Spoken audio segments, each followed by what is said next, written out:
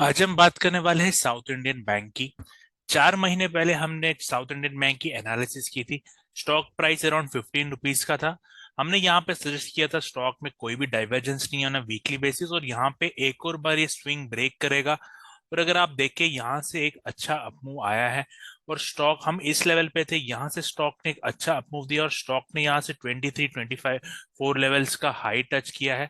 हमने आप अगर याद ध्यान से देखें तो हमने बोला था ये जो हाई है ये ब्रेक होने के बाद यहाँ पे फिर से एक फॉल आ सकता है, क्योंकि यहाँ पे एक डाइवर्जेंस आ जाएगा।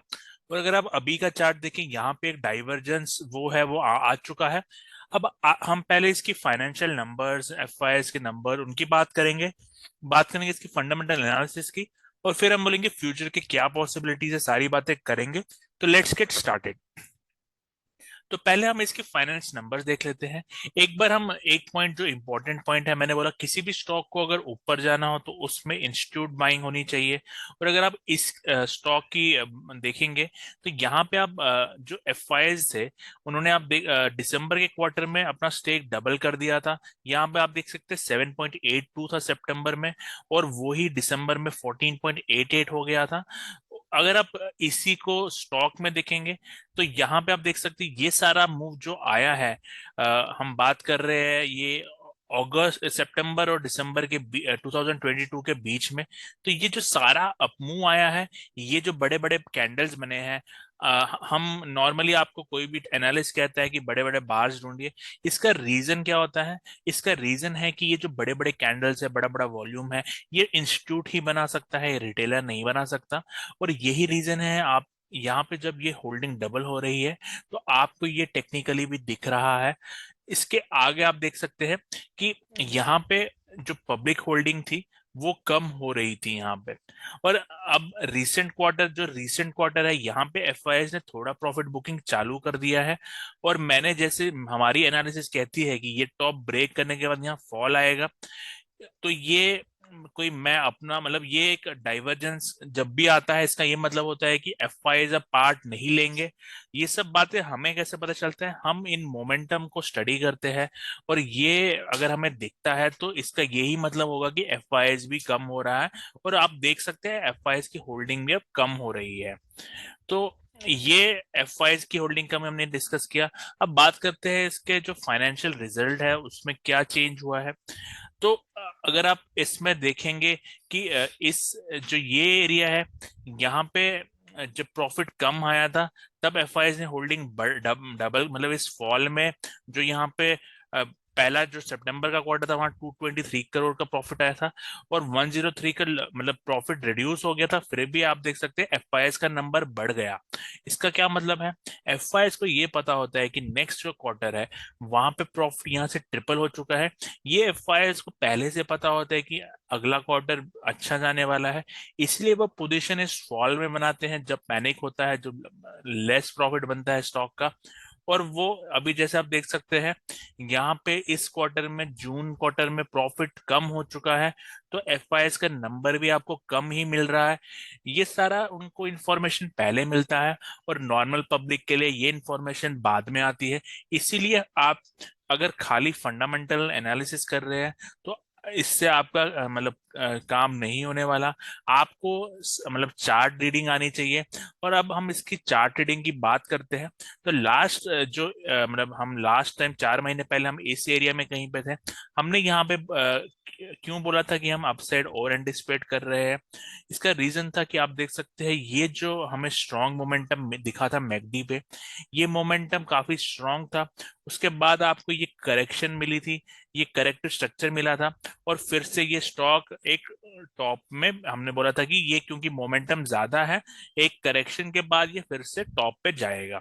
अब अगर हम इसकी लेबलिंग की बात करें, क्योंकि यहाँ डाइवर्जेंस है, अब हम इसमें एक फॉल एक्सपेक्ट करेंगे। अब वो फॉल इमीडिएटली आएगा या नहीं उसको हम रीड कर लेते हैं। जो ये मूव है हम इसको छोटे चार्ट पे देखेंगे, जो है डेली। अगर हम डेली चार्ट में आ जाते हैं, यहाँ पे जो अभी का मूव है, इसमें आप देख सकते हैं कि ये जो मूव था जहां वॉल्यूम पिक हुआ था, ये एक स्ट्रांग मूव है। जैसे हमने बात की, अगर मोमेंटम वीकली में स्ट्रांग है इस लेवल पे, तो हम उसको अपसाइड कंसिडर करते हैं ऑन अ वीकली बेसिस। वैसे ही क्योंकि डेली पे इस एरिया में मोमेंटम ज्यादा है, यहाँ पे करेक्शन के बाद आप देख सकते हैं स्टॉक ने फिर से एक अपसाइड लगाया है, और मे बी ये इस जो टॉप है उसको भी ब्रेक कर दे, क्योंकि यहाँ पे ये मोमेंटम इस एरिया में ज्यादा है। जब भी मोमेंटम ज्यादा है, वॉल्यूम ज्यादा है, इसका मतलब आप बाय ही करेंगे। और अभी भी आप ऐसा कोई सेल सेटअप तो नहीं है, बट आप देख सकते हैं यहाँ पे चार्ट में इस लेवल पे एक डाइवर्जेंस जरूर है। अब ये डाइवर्जेंस कंटिन्यू हो सकता है। अगर समझ लीजिए यहाँ पे इस एरिया को ब्रेक कर देता है और फिर ये रिवर्सल दिखाता है, इसका मतलब ये मूव ओवर हो चुकी है, ये ट्रेंड लाइन भी आपकी ब्रेक हो जाएगी, और फिर इसमें थोड़ा प्रॉफिट बुकिंग आप एक्सपेक्ट कर पाएंगे। अगर अब हम बात करते हैं, इसको फिर से हम वीकली पे ले आते हैं, तो आप वीकली पे देखेंगे इंपॉर्टेंट लेवल क्या है। अगर समझ लीजिए ये ट्रेंड लाइन आपकी ब्रेक हो जाती है पहले, और फिर इसमें ऐसा कुछ मूव बनता है, उसके बाद ये स्टॉक फिर से एक अपसाइड का पोटेंशियल रखेगा, डिपेंडिंग ऑन ये जो स्पीड से ये नीचे गिरेगा वो करेक्टिव इन नेचर होगी, तो आपका ये एक इम्पल्स बन जाएगा और ये फिर से कंटिन्यू करेगा। बट जो ये करेक्शन है, इसमें हम एक बड़ी करेक्शन एक्सपेक्ट कर रहे हैं, और वो ज्यादा टाइम लेगी, जो इस एरिया में है उससे ज्यादा लेना चाहिए, तभी ये करेक्शन हम मतलब इसके रूल सभी वेरीफाई होंगे। जो ये करेक्शन होगी उसको एटलीस्ट, अगर हम इसकी करेक्शन कैलकुलेट करें, तो ये है अराउंड 15 बार, मतलब 15 हफ्तों की करेक्शन है। अब जो करेक्शन यहाँ पे आएगी वो 15 हफ्तों से ज्यादा होनी चाहिए, विच मीन्स अगले 1.5-2 साल तक ये स्टॉक कोई रिटर्न ना दे, ऐसा करेक्शन पॉसिबल है। अगर वैसा करेक्शन नहीं मिलता, तो ये करेक्शन में भी ये शॉर्ट मूव अप मूव देने के बाद दे, बट वो करेक्शन भी इस स्टॉक में जरूर आएगी। तो अगर आप ये ट्रेल करते रहे प्रॉफिट, अगर कोई इन्वेस्ट कर चुका है यहाँ पे, वो ट्रेल करते रहे और वेट करे कोई सेल सिग्नल का। अगर कोई सेल सिग्नल मिलता है, मे बी जो स्विंग लो है वो ब्रेक कर देता है स्टॉक, तो फिर मेरे हिसाब से इसमें प्रॉफिट बुकिंग कर लेनी चाहिए। बट अगर जब तक ये सेल सेटअप नहीं देता तब तक मतलब हमें नहीं बुक करना चाहिए, बट हमें थोड़ा कॉशियस रहना चाहिए। अगर हम सप्लाई और डिमांड की बात करें, हम देख सकते हैं कि यहाँ पे एक सप्लाई जोन है, उसको मैं मार्क कर लेता हूँ। ये सप्लाई जोन है, ये अभी भी प्राइस आप देख सकते हैं 2 बार इसी जोन में आ चुकी है।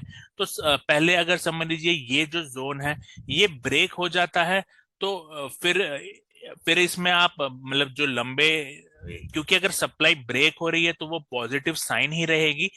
इसमें अगर कोई मतलब मूव भी आती है, अगर हम मंथली बेसिस इसको अब अगर हम देखें, तो यहाँ पे मंथली बेसिस हमारे पास ये ट्रेंड लाइन है, और ये जो मूव आएगी, अगर यहाँ पे हमें एक और करेक्शन मिलती है, अगर मैं उस करेक्शन को एक बार मार्क कर लेता हूँ, यहाँ पे कोई करेक्शन आपको मिलती है, वो स्लो नेचर की होगी, तो इसमें और अपसाइड प्लान करेंगे हम। जो आगे हम प्लान करेंगे, मे बी आपको प्राइस इस डिमांड जोन में मिले, या कुछ मतलब इस ये, क्योंकि इम्पल्स ऑलरेडी इसमें लग चुका है, तो मैं फ्रेश इन्वेस्टमेंट इसमें सजेस्ट नहीं करूंगा, और पुल बैक्स और मतलब करेक्शन में ही इसमें आप इन्वेस्ट कर पाएंगे। आई होप ये पॉइंट क्लियर है। तो अगर हम एक समरी बनाते हैं हम थोड़ी लॉन्ग टर्म व्यू की, तो आप देख सकते हैं क्योंकि ये लॉन्ग टर्म रेजिस्टेंस के पास प्राइस आ रही है, तो यहाँ पे हमें ये मैक्स टू मैक्स, अगर ये जो ये टॉप पे है 30 रुपीज का, ये एक ऑल टाइम हाई है। यहाँ पे अगर समझ लीजिए ये इस एरिया को ब्रेक कर देता है, मे बी अभी या थोड़ा मतलब करेक्शन के बाद, तो ये स्टॉक बहुत ही बड़ा अपमूव देने के लिए रेडी हो जाएगी, क्योंकि ये मल्टी ईयर ब्रेकआउट वाला सिनेरियो हो जाएगा। और अगर मल्टी ईयर ब्रेकआउट का सिनेरियो होगा, तो ये स्टॉक उसी लेवल से मतलब 30 के ऊपर ये डबल ट्रिपल होने का मतलब पोटेंशियल रख पाएगा।